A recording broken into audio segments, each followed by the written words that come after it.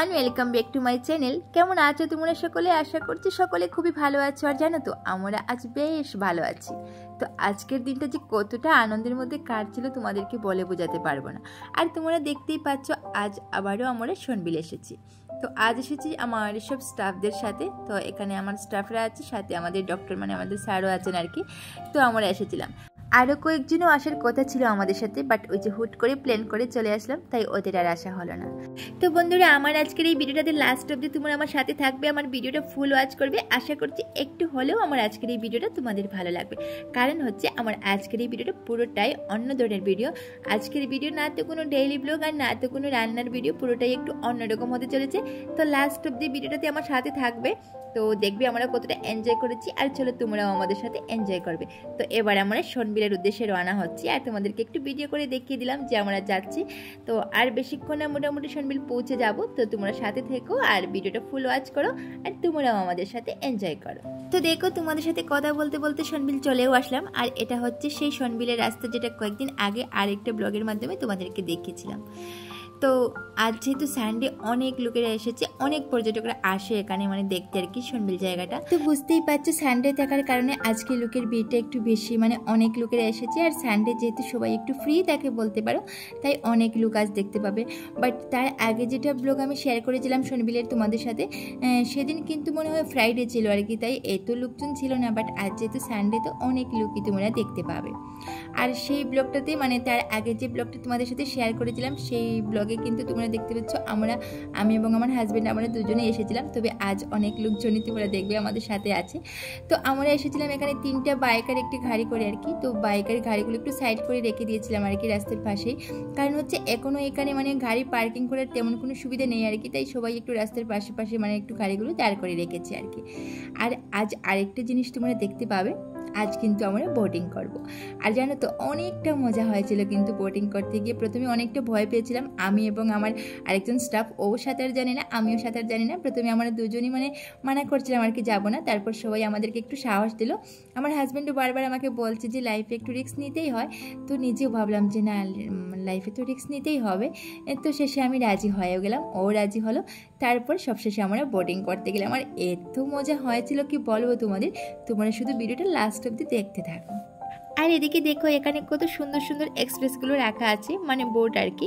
তো নামগুলো কিন্তু খুবই সুন্দর সুন্দর, পরিণীতি এক্সপ্রেস, কমলা এক্সপ্রেস, তারপর শোনবিল এক্সপ্রেস, কালীবাড়ি এক্সপ্রেস।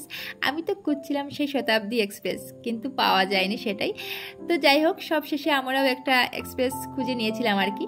আর দেখো, আমরা সবাই এখানে এক্সপ্রেসের মধ্যে উঠেও গেছিলাম।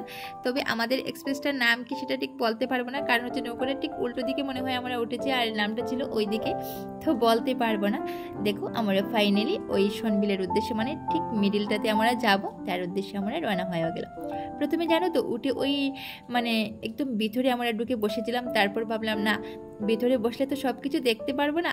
শেষে জানো তো, নৌকাটা মানে উঠার পর অনেকটাই সাহস বেড়ে গিয়েছিল। শেষে দেখো, পুরো নৌকার উপরে উঠে আমরা বসেছিলাম। তো আমাদের মধ্যে একজন স্টাফ বলছিল আর কি, যে প্রথমে তোমরা এতটা ভয় পেয়েছিলে, আর এখন দেখছি তোমাদের একটু যেন বেশি হয়ে যাচ্ছে।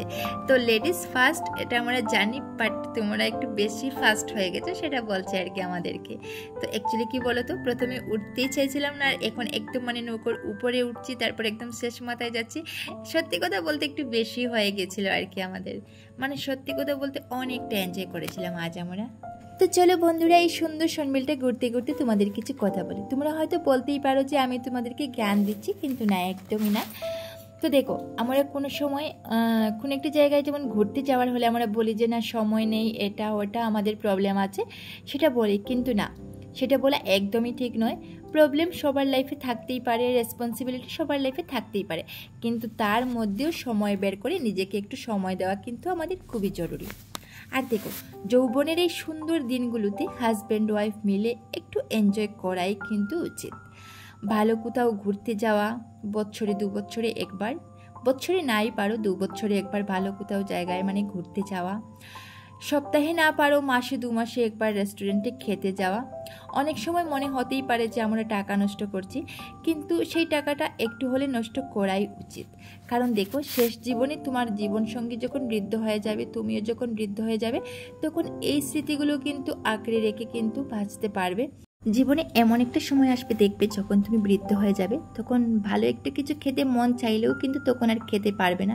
হয়তো তখন তোমার কাছে অনেক টাকা পয়সা থাকতেই পারে, ভালো কোথাও ঘুরতে যাওয়ার ইচ্ছে থাকলেও দেখবে শারীরিক অসুস্থতার কারণে ঘুরতেও যেতে পারবে না। হয়তো অনেক দামি জামা কাপড় তোমার কাছে থাকতেই পারে, বাট চাইলেও তখন আর পরতে ইচ্ছে করবে না। তাই যৌবনের এই সুন্দর মুহূর্তগুলো এই যৌবনকালেই উপভোগ করতে শেখো, ছোট্ট ছোট্ট এনজয়মেন্টগুলো করতে শেখো, জীবন সঙ্গে নিয়ে নিজের মতো একটু বাঁচতে শেখো। তো বন্ধুরা, দেখলে তোমাদের সাথে কথা বলতে বলতে বিলটা একটু ঘুরেই আসলাম। চাইলে আমরা আরও অনেকটা দূরে যেতে পারতাম, কিন্তু যাইনি। কারণ হচ্ছে যখন কিছুটা দূরে গিয়েছিলাম, ধরো ওই 3 কিলোমিটার মতো হবে আর কি গিয়েছিলাম, তারপর চতুর্দিকে শুধু জল আর জল, পুরো মানে সমুদ্র লাগছিল। আর এত ঢেউ কি বলবো তোমাদের, সত্যি অনেকটা ভয় লাগছিল। তারপর একটা নৌকোও দেখা যাচ্ছে না, কোনো লোকজন দেখা যাচ্ছে না, মানে এতটাই ভয় লাগছিল। তারপর ভাবলাম যে না, আর যেতে হবে না, এখান থেকেই আমরা ফিরে চলে আসলাম।